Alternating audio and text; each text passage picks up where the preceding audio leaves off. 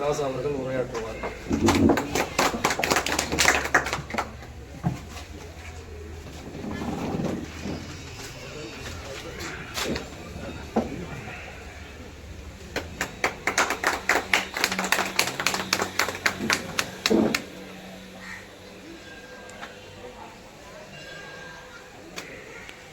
மகிழ்ச்சி எத்தகையது என்று சொன்னால்,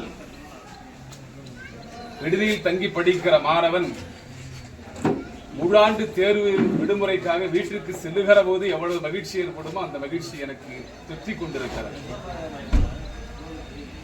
ஆயுள் தண்டனை விதிக்கப்பட்ட ஒரு கைதி சிறையிலிருந்து விடுவிக்கப்படுகிற போது தன் குடும்பத்தாரை சந்திக்கிற போது எவ்வளவு மகிழ்ச்சி ஏற்படுமோ அந்த மகிழ்ச்சி எனக்கு ஏற்பட்டிருக்கிறது. காரணம், உங்கள் அனைவரையும் நான் அதிகமாக நேசிக்கிறேன் என்கிற அந்த காரணத்தினால்தான் இந்த மகிழ்ச்சி எனக்கு பீரிடுகிறது. தினம் ஒரு உதவி என்கிற திட்டத்தின் கீழ் வீரத்தியாகி திப்பு சுல்தான் பேரவையின் தலைவர் அண்ணன் சித்திக் அவர்களின் ஆணையின்படி மிகச்சிறப்பாக இந்த நிகழ்வை முடித்திருக்கிற அன்பு தம்பி, அன்பு இளவல் சல்மான் அவர்களுக்கு என்னுடைய நெஞ்சார்ந்த வாழ்த்துக்களை தெரிவித்துக் கொள்கிறேன்.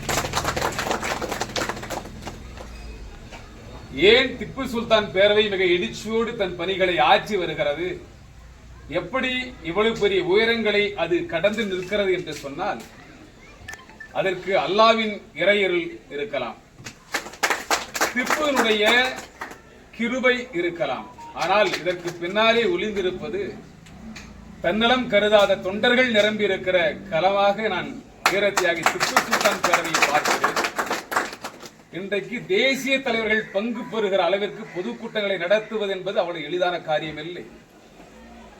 தேசிய தலைவர்கள் வந்து பங்கு பெற்று இந்த இயக்கத்தை, இந்த அமைப்பை பாராட்டுகிற அளவிற்கு மிகச்சிறந்த பணிகளை ஆற்றுவதற்கு ஒரு காரணம் இருக்கிறது. நம்முடைய அண்ணன் இந்த இயக்கத்தை வழிநடத்திக் கொண்டிருக்கிற ஆற்றல் வாய்ந்த இளம் போராளி சித்திக் அவர்களை நான் பெரிதும் பாராட்ட கடமைப்பட்டிருக்கிறேன்.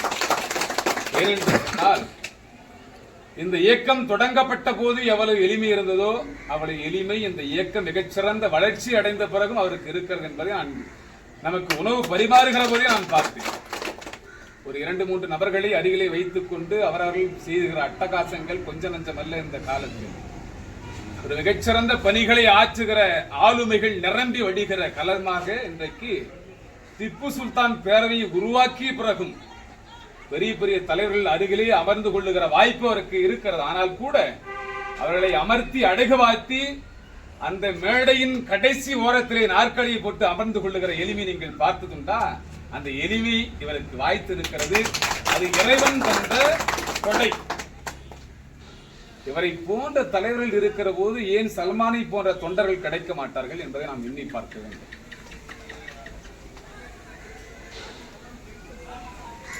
ஒரு கதையை நான் உங்களுக்கு சொல்ல விரும்புகிறேன்.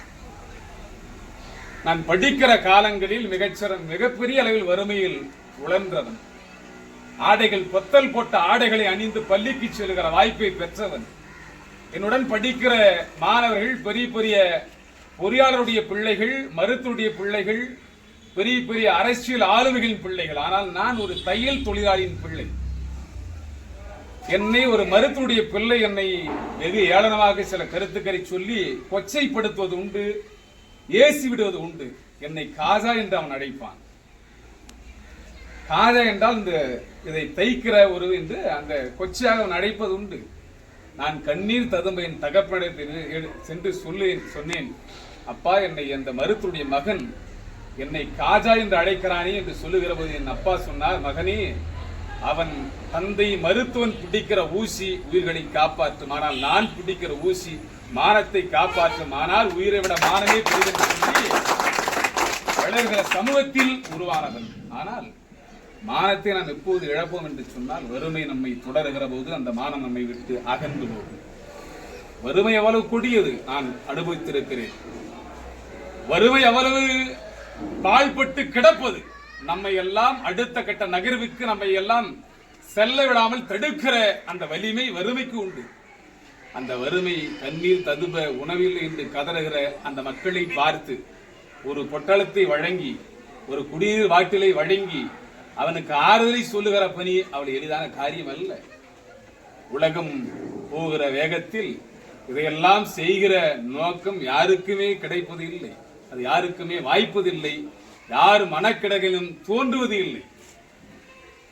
தன் குடும்பத்தை காப்பாற்றுவதே பெரிய பணியாக கிடக்கிறது, தன் பிள்ளைகளை வளர்ப்பதே பெரிய பணியாக கிடக்கிறது, தன் மனைவி தன்னுடைய உற்றார் உறவுகளை கரை சேர்ப்பதே பெரிய பணியாக கிடக்கிறது. இப்படி இருக்கிற போது வறுமையில் வாடி கிடப்பவனை ஆறுதல் படுத்தவும் தேற்றவும் யாருக்கு நேரம் கிடைக்கிறது என்று எண்ணி பார்த்தால் இப்படி போன்ற சமூக அக்கறை கொண்ட அன்பு தம்பிகளுக்கு தான் புதிய வாய்ப்பு கொட்டி கிடக்கிறது.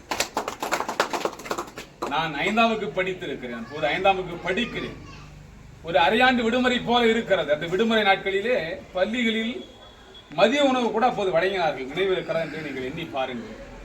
வீட்டிலே சாப்பாடு இல்லை, பசித்திருக்கிறேன். என் அம்மா சொன்னார், மகனே நீ மதிய சாப்பாடு நீ அங்கு சாப்பிட்டு விடாது, வருகிற போது உன் அண்ணன் பசித்திருக்கிறான், இந்த தட்டை எடுத்துக்கொண்டு செல், வருகிற போது அவனுக்கு நீ வாங்கி வந்து இங்கே 2 பேரும் ஒன்றாக அமர்ந்து இந்த உணவை சாப்பிடுங்கள் என்று சொல்லி இந்த தட்டை எடுத்து அனுப்பினார். நான் என்னுடைய நண்பர்களோடு சேர்ந்து கொண்டு விளையாட்டுத்தனமாக அங்கே அமர்ந்து கொண்டு சாப்பிட்டு விட்டு வீட்டுக்கு வந்து விட்டேன். வருகிற போது இங்கே மகனை சாப்பாடு என்று என் தாய் கேட்கிற போது பதறி அடித்து விட்டு அந்த அரைக்கால் சட்டையை மேலே இழுத்து விட்டு, மேலே சட்டை இல்லை, அந்த ட்ரவுசர் என்று சொல்வார், அரைக்கால் சட்டையை மேலே இழுத்து கொண்டு வேகமாக தெருவெளியே ஓடுகிறேன். ஓடுகிற போது உணவு காலியாகிவிட்டது. கடைசியிலே கிடக்கிற அந்த கரித்து போய் கிடக்கிற அந்த உணவை எடுத்துக்கொண்டு வந்து 2 பேரும் சாப்பிட்டு வளர்ந்தோம் என்பது எவ்வளவு ஒரு கொடுமையானது என்பதை உங்களுக்கு விளக்கி சொல்ல நான் கடமைப்பட்டிருக்கிறேன். வறுமை அவ்வளவு கொடுமையானது. ஏழைக்கு இறங்குகிறவன் கடவுளுக்கு கடன் கொடுக்கிறான் என்று வேதம் சொல்லுகிறது. இது சாதாரண பணி இல்லை. உங்கள் தலைமுறைகள் வாழும். நீங்கள் செய்கிற இந்த பணி உங்களை தலைமுறைகளை வாழ வைக்கும். உங்கள் பிள்ளைகள் நன்றாக இருப்பார்கள், உங்கள் குடும்பம் தழைக்கும்.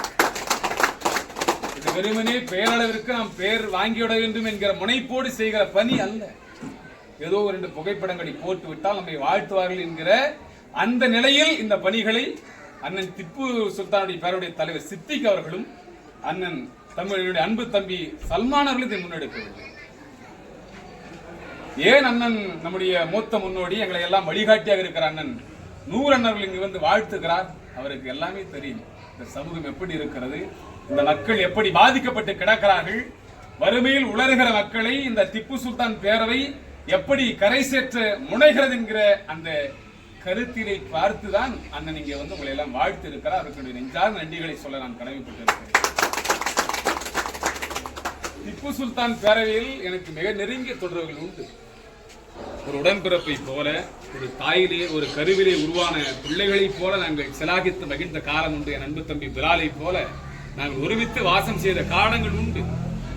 ஆனால் ஏதோ கால சூழ்நிலையின் காரணமாக நாங்கள் பிரிந்து கிடந்தோம். ஆனால் தொடர்ச்சியாக அந்த நிகழ்வுகளையும் பார்க்கிற போது, அண்ணா என்னை அழையுங்கள், நான் வந்து தயவு செய்து உங்களை வாழ்த்து விட்டு வருகிறேன், அந்த வாய்ப்பை தாருங்கள் என்று சொல்லி நான் கெஞ்சி இந்த இடத்துல வந்து உங்களுக்கு வாழ்த்துக்களை பகிர்ந்து கொள்கிறேன்.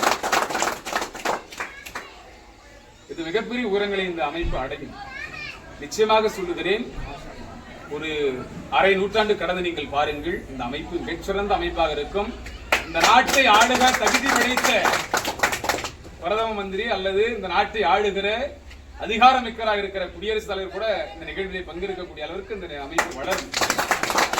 ஏனென்று சொன்னால் அந்த அமைப்பினுடைய பின்னாடி இருந்து இயக்குபவர் அல்ல என்பதை நாம் புரிந்து கொள்ள வேண்டும்.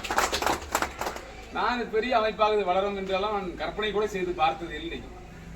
அழைக்கிறார், வாய்ப்பை வழங்குகிறார், பேசுவதற்கு வாய்ப்பை தருகிறார், அதன் மூலம் நமக்கு ஒரு பெயர் கிட்டுகிறது, விடுதலை சிறுத்தை பெயர் பரிணாமம் அடைகிறது என்று சொல்லி நான் பேசி இருக்கிறேன். ஆனால் இந்த இயக்கத்தினுடைய வளர்ச்சியை பார்க்கிற போது நான் பிரமித்து கிடக்கிறேன். எவ்வளவு பெரிய வளர்ச்சி, பெரிய பெரிய எழுச்சித்தவன் வந்து இன்றைக்கு வாழ்த்தி மகிழ்ந்து கடந்து சென்றிருக்கிறார். அண்ணன் வேல்முருகன் வந்திருக்கிறார், அண்ணன் அல்புகாரி அவர்கள் வந்து வாழ்த்து இருக்கிறார், நாஞ்சில் சம்பத் வந்து கருத்துக்களை பொழிந்து இருக்கிறார். இது சாதாரண காரியம் இல்லை.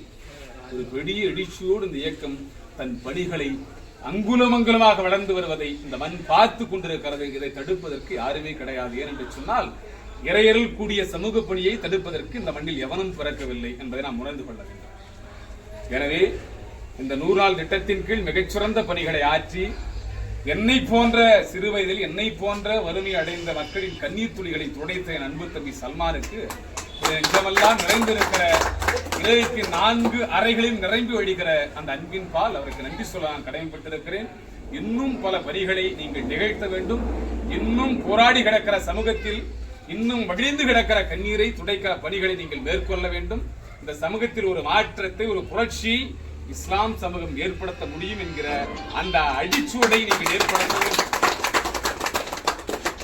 ஏதோ பழைய தத்துவார்த்தங்களை எடுத்துவிட்டு எங்கள் மீது காழ்ப்புணர்ச்சி கொண்டு நாங்கள் துப்பாக்கிகளை ஏந்துபவர்கள், குண்டுகளை வைப்பவர்கள் என்று எண்ணி விடாதீர்கள். நாங்கள் கண்ணீரை துடைப்பவர்கள் என்பதை இந்த மண் உணர்கிற வரையில் எங்களுடைய பணிகள் தொடரும். அதற்கு எங்களை போன்ற அன்பு தம்பிகள், எங்களை போன்ற சிறுத்தைகள் உங்களுக்கு பெரும் துணை புரிவார்கள் என்று சொல்லி நல்ல ஒரு வாய்ப்பு நன்றி விடைபெறுகிறேன்.